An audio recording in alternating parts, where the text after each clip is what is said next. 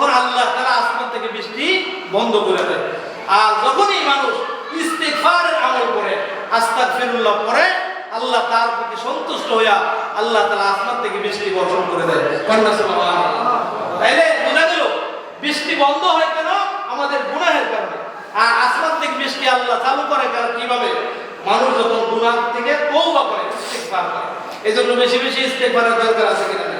3 number, আল্লাহ তাআলা বলেন ফাকুল তুস্তাগফিরু রাব্বাকুম ইন্নাহু কানা গাফফারা ইউরসিলিস সামাআ আলাইকুম মিদরারা ওয়া ইউমদিদুকুম বিআমওয়ালিন ওয়া বানিন।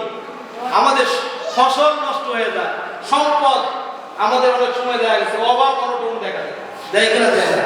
এই অভাব থেকে যদি কোনো ব্যক্তি মুক্তি পাইতে চায়, সে যেন বেশি বেশি ইস্তিগফার করে, আস্তাগফিরুল্লাহ।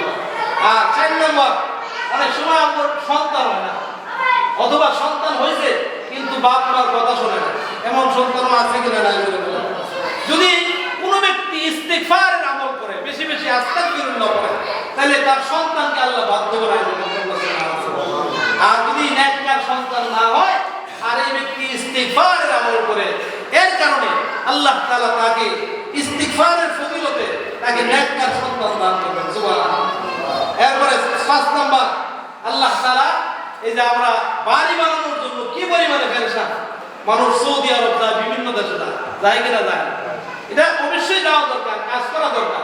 পাশাপাশি যদি আমরা বেশি বেশি ইস্তিগফার করি, তাহলে আল্লাহ তাআলা বাড়ি বানানোও সহজ করে দেবেন। সুবহানাল্লাহ। আর 6 নাম্বার, যে ব্যক্তি বেশি বেশি ইস্তিগফার করবে, আল্লাহ তাআলা নদীগুলি জারি করে দেবে, চালু করে দেবে। এই নদী নালা সবগুলো বর্তমানে শুকায় গেছে, ঠিক কিনা? কারণ মানুষের গুনাহ বেশি হইতেছে, এই কারণে নদী নালাগুলো শুকায় যায়। যদি বেশি বেশি ইস্তিগফারের আমল করে, আল্লাহ তাআলা নদীগুলো চালু করে দেবেন। সুবহানাল্লাহ।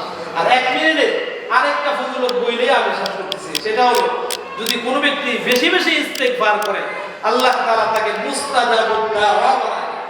সুবহানাল্লাহ। মুস্তাজাবুদ দাওয়া, এটা আপনারা মনে নতুন শুনবেন, ঠিক কিনা? এটার